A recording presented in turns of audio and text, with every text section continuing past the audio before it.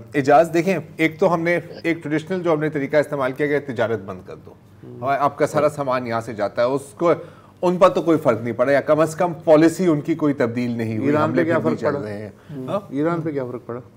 Iran का तो चले एक अलग है। दूसरा कि जी यहाँ पर जो इलीगल अफगान रह रहे थे उन भी हमने भेज दिया, ये भी एक तरह से एक प्रेशर टैक्टिक है। ये दो तो पेन पॉइंट्स फिर नहीं साबित हुए, तो वही वसत का सवाल कि कौन से है ये पेन पॉइंट्स, अगर थोड़ी सी आपको क्या लग रहा है?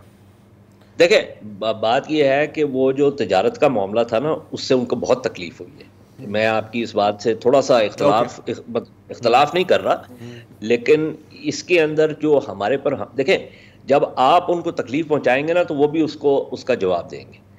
तो ये जो आपने तिजारत के मामलात किए और जो लोगों को वापस भेजा, उसकी उनको बहुत ज़्यादा तकलीफ हुई है, और वो अपनी तरफ से ये कोशिश कर रहे हैं कि किसी तरीके से आप ये पॉलिसीज़ जो है वो रिवर्ट कर लें।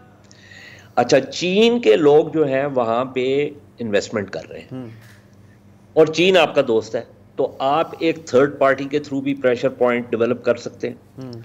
उसके अलावा कोवर्ट ऑपरेशंस में, और वो मैं आपके प्रोग्राम पे भी नहीं कहूँगा, लेकिन जो इंटेलिजेंस के लोग हैं, जैसे मैंने अपने मजमून में लिखा, उनको एग्जैक्टली पता है कि वो कौन सी चीज़ें की जा सकती हैं जिससे डिग्रेडेशन हो सकती है।